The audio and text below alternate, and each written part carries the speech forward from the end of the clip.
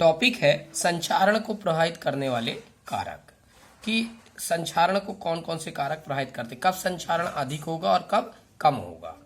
तो जो धातुओं का संक्षारण है अनेक कारकों और परिस्थितियों पर निर्भर करता है। इनमें से कुछ कारक अपन देख लेते हैं। तो पहला है धातु की प्रकृति।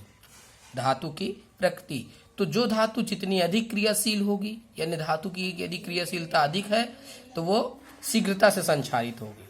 क्लियर। आपने देखा होगा कि विद्युत रासायनिक श्रेणी में जो धातु ऊपर होगी वह उतनी ज्यादा सक्रिय होगी और तुलनात्मक रूप से उसके संक्षारित होने की दर अधिक होगी। क्लियर। दूसरा है अशुद्धियों की उपस्थिति। तो धातुओं की सतह पर अशुद्धियों की उपस्थिति से छोटे छोटे संक्षारण सेल बन जाते हैं, है ना, जिससे धातुओं के संक्षारण होने की दर क्या हो जाती है, बढ़ जाती है। ठीक है। अशुद्ध लोहे में शुद्ध लोहे की तुलना में, है ना, जंग लगने की दर या संक्षारित होने की दर क्या होती है, अधिक होती है।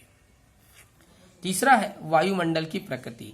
यदि वायुमंडल में नमी, खारापन अथवा CO2, SO2, SO3 आदि गैसें अशुद्धियों के रूप में उपस्थित है तो संक्षारण की दर क्या होती है, बढ़ती है, क्योंकि जो ये अशुद्धियां होती हैं विद्युत अपघट्ट की तरह कार्य करके सेल अभिक्रिया को बढ़ा देती हैं या बढ़ाने में सहायक होती है। चौथा है धातुओं की विकृति। आप सीधे समझिए कि चिकनी या समतल सतह वाली धातु का संक्षारण अपेक्षाकृत क्या होता है, कम होता है। चिकनी या समतल सतह वाली धातु का संक्षारण अपेक्षाकृत कम होता है, लेकिन जो धातु मुड़ी हुई या कटी फटी या खुरदुरी सतह वाली धातुओं का संक्षारण तेजी से होता है, क्योंकि धातु के मुड़े हुए स्थानों पर उपस्थित परमाणु अथवा अणु में क्या होता है, तनाव होता है। क्या होता है, तनाव होता है। विद्युत अपघट्ट की उपस्थिति। तो धातु की सतह पर अम्ल, जल अथवा लवण युक्त जल जैसे विद्युत अपघट्टों की उपस्थिति इसमें धातुओं के संक्षारित होने की दर क्या होती है, बढ़ जाती है। क्या होती है, बढ़ जाती है। छठवां है माध्यम का पीएच। धातुओं का संक्षारण जो है माध्यम के पीएच पर भी निर्भर करता है। ठीक है। क्षारीय माध्यम में संक्षारण धीमी गति से होगा, है ना, और अम्लीय माध्यम में संक्षारण तेजी से होगा। पीएच मान में कमी होने पर संक्षारण की दर क्या होती है, बढ़ने लगती है। जब माध्यम का पीएच मान 3 से कम हो जाता है, मान लिया अधिक अम्लीय हो गया, तो संक्षारण तीव्रता से होने लगता है। अब हम देख लेते हैं कि जब धातु संक्षारित हो जाती को धातु को संक्षारण से रोकना है, बचाना है, तो कौन कौन से उपाय किए जा सकते हैं। तो टॉपिक क्या है, संक्षारण से, धातु को संक्षारण से बचाव या फिर संक्षारण निवारण बोल लीजिए, या संक्षारण रोकने के उपाय। तो धातुओं का संक्षारण रोकने के निम्नलिखित उपाय हैं। पहला, धातु की शुद्धता द्वारा। तो शुद्ध धातु संक्षारण प्रतिरोधी होती है। शुद्ध धातु का प्रयोग करके संक्षारण को क्या किया जा सकता है, रोका जा सकता है। दूसरा, धातु की मिश्र धातु बनाकर। यदि धातु को उपयुक्त धातु के साथ गलाकर, है ना, मिश्र धातु बना ले तो उसका संक्षारण कम होता है, क्योंकि मिश्र धातु क्या होती है, संक्षारण प्रतिरोधी होती है। अब अवरोध द्वारा संरक्षण।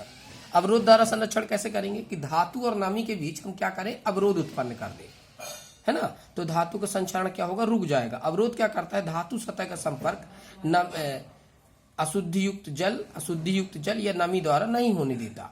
और हम ये अवरोध कैसे उत्पन्न कर सकते हैं, धातु की सतह पर पेंट करके, धातु की सतह पर तेल या ग्रीस की परत चढ़ाकर, धातु सतह पर संक्षारित न होने वाली धातु की परत चढ़ाकर। जैसे लोहे पर हम कॉपर, टिन और निकिल आदि की परत चढ़ा देते हैं तो लोहे का संक्षारण नहीं होता।